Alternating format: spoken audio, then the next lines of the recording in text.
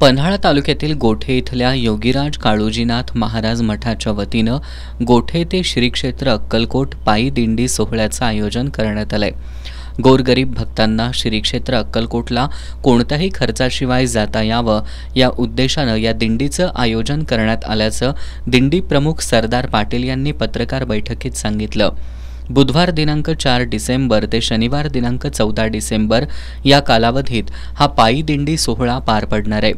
दिंडीमध्ये सहभागी भाविकांच्या चहा, नाश्ता, भोजन आणि राहण्याची व्यवस्था दिंडी सोहळा समितीच्या वतीनं करण्यात येणार आहे।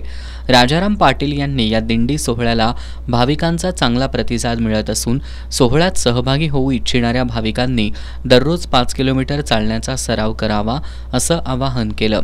प्रभाकर खाडे यांनी मागील सोहळ्याच्या नेटक्या नियोजनामुळे भाविकांचा यावर्षीच्या सोहळ्यासाठी सुद्धा चांगला प्रतिसाद मिळत असल्याचं सांगितलं।